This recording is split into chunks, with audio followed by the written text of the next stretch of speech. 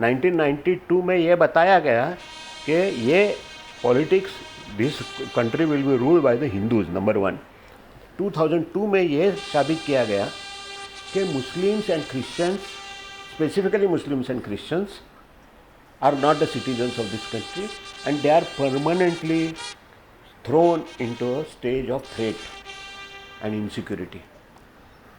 और 2014 जबकि it was proved that without minority community, which is at least say 21% of this population of 140 crore, so it's a very big, there are many countries who have smaller number of population than the Muslim community or minority community population in India.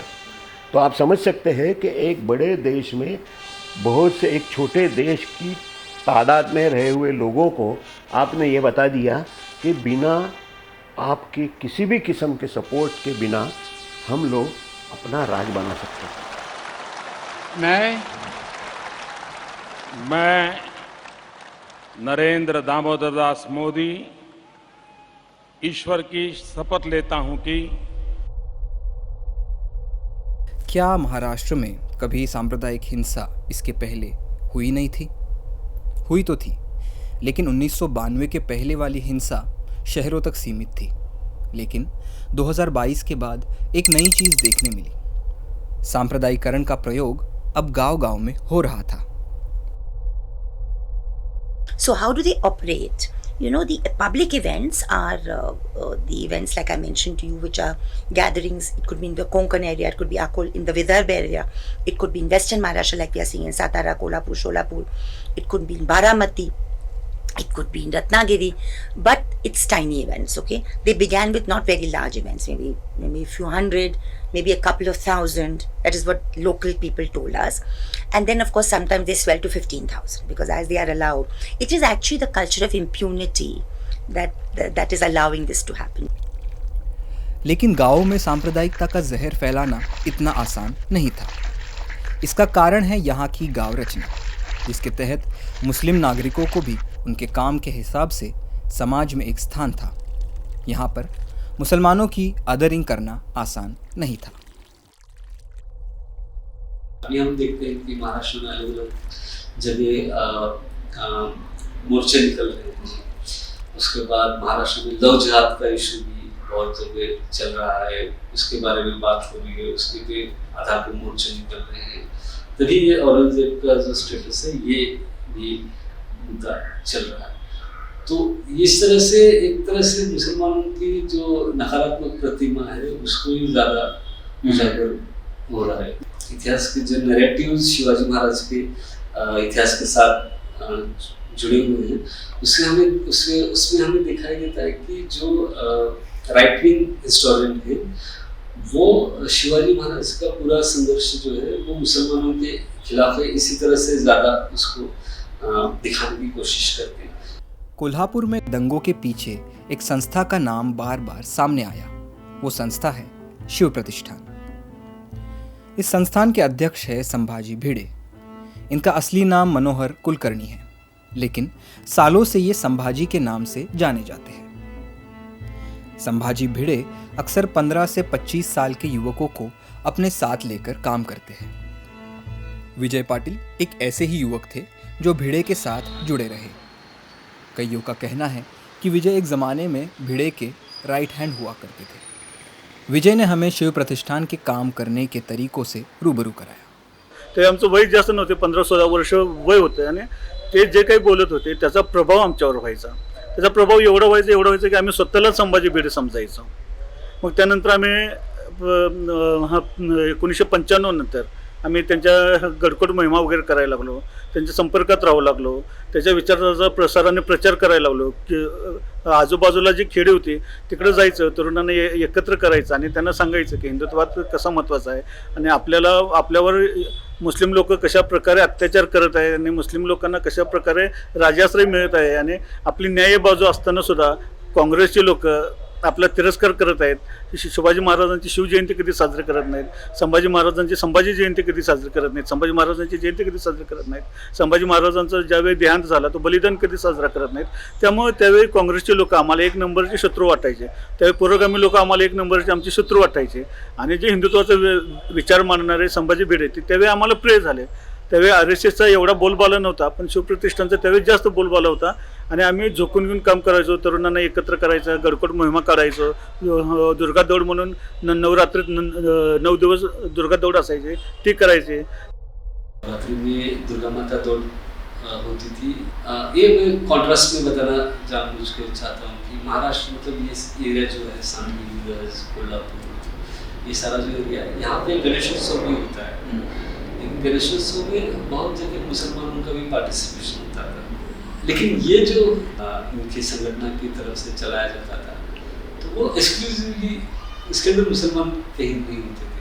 ये सिर्फ होते थे गांव के या शहर के लड़के जो हैं तो वो अच्छे से एक साथ आ रहे हैं. इनके अंदर अब जो सारा यहाँ पे आप देखेंगे ना ये एरिया में मावा गुटखा इसके बहुत सारे लत जो है लोगों को लगी हुई थी. तो इससे बचते हुए ये लोग लड़के इससे बच रहे हैं. हाँ, तो ये भी एक भावना होती है कि गलत रास्ते पे नहीं जा रहे, उसको थोड़ा डिसिप्लिन में आ रहे हैं, राष्ट्र कार्य कर रहे हैं, धर्म का कार्य कर रहे हैं. इस तरह से उसको देखने की कोशिश होती थी. और उसके बाद 2 तरह की चीज़ें होती है. एक तो वो पॉलिटिकल मोबिलाइजेशन होता है और दूसरा चीज़ है कि पॉलिटिकली कुछ नहीं बात करें लेकिन कुछ बात न करना पॉलिटिकली, यही एक पॉलिटिकल पोझिशन होती है. भिडे हा RSSचाच माणूस. मग RSSच्या पाळीमुळे या पश्चिम महाराष्ट्रात रुजत नाहीत म्हणताना त्यांनी म्हणजे असा कांगावा निर्माण केला की माझं आणि RSSचं भांडण झालं आणि RSSचे लोक शिवाजी महाराजांना मानत नाहीत आणि हे मला मान्य नाही. म्हणून मी शिवाजी महाराजांच्या नावाने माझं संपूर्ण आयुष्य समर्पित करतो. मी पायात चप्पल घालणार नाही, आयुष्यभर साधं राहणार, पोटाला काही खाणार नाही, मिळालं तर खाणार नाही तर पोटाला काही खाणार नाही, असं व्रतस्थ आयुष्य शिवाजी महाराजांच्या नावातच जगला. त्यामुळं आमच्यासारखी भोई माणसं आहे, बहुजन समाजातली मुलं होती ते त्याच्या पाठीमागं आपसूक गेले आणि त्याने जे संघटन केलं त्याचा सगळा फायदा भाजपला झाला. मैं भिड़े गुरुजी का बहुत आभारी हूं क्योंकि उन्होंने मुझे निमंत्रण नहीं दिया था, उन्होंने मुझे हुक्म किया था.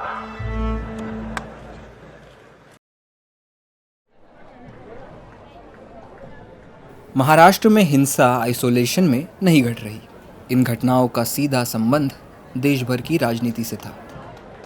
महाराष्ट्र की 48 लोकसभा सीटें मोदी को फिर से प्रधानमंत्री चुने जाने की प्रोसेस की सबसे जटिल कड़ी मानी जा रही है.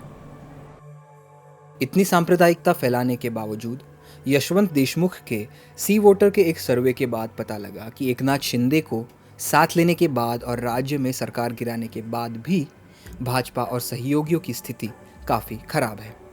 48 में से 35 सीटें भाजपा और शिंदे हारेंगे ऐसा कयास लगाया गया. इतने हिंसक प्रचार के बावजूद जून 2023 में भाजपा को अजीत पवार का साथ लेना पड़ा. अजीत पवार, एकनाथ शिंदे और देवेंद्र फडणवीस साथ आने के बाद भी महाराष्ट्र के बारे में भाजपा के भीतर विश्वास की कमी नजर आती है. इसका एक बड़ा कारण है और वो कारण है शिवसेना उद्धव बाळ ठाकरे. हे जे मर्द मावळे इकडे जमलेले आहेत की तुमच्या उत्साहाकडे बघितल्यानंतर असंच वाटतं या धगधगत्या पेटत्या मशाली आहेत, अन्याय जाळायला निघालेल्या माझ्या पेटत्या मशाली आहेत. 2019 के बाद शिवसेना के परंपरागत हिंदुत्व से उद्धव ठाकरे ने भले ही किनारा ना किया हो, लेकिन भाजपा के खिलाफ वो महाराष्ट्र की सबसे बड़ी आवाज़ बनकर उभरे हैं. 19 जून 1966 में जब शिवसेना की स्थापना माननीय बाला साहब ठाकरे जी ने की थी तो उनके स्टेज पे किसी भगवान का, किसी की फ़ोटो छवि नहीं थी, खाली छत्रपति शिवाजी महाराज का स्टैचू था. शिवाजी महाराज, छत्रपति शिवाजी महाराज ने सभी जाति धर्मों के जो पिछड़े वर्ग लोग थे उनको इकट्ठा करके उन्होंने हिंदवी स्वराज्य की स्थापना की थी. वही लाइन पे शिवसेना आज तक चलती आ रही है.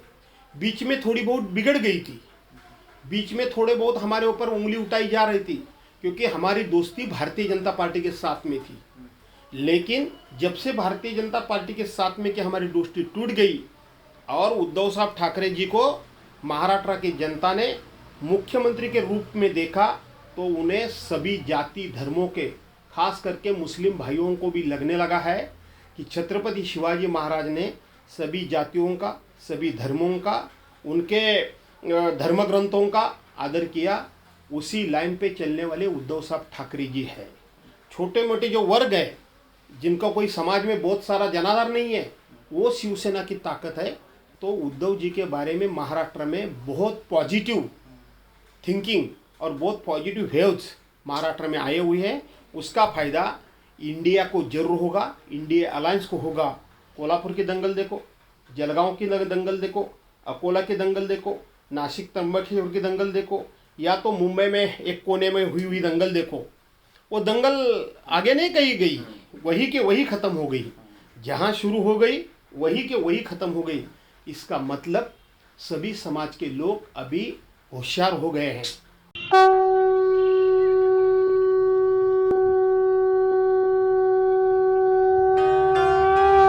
जैसे जैसे 2024 का चुनाव नजदीक आ रहा है, सबका ध्यान महाराष्ट्र में बदलते राजनीतिक समीकरण पर है। क्या नफरत की इस आग में महाराष्ट्र झुलस के खाक हो जाएगा, या इस सब के ऊपर उठकर राजनीति को एक नई सर्वसमावेशी दिशा देगा?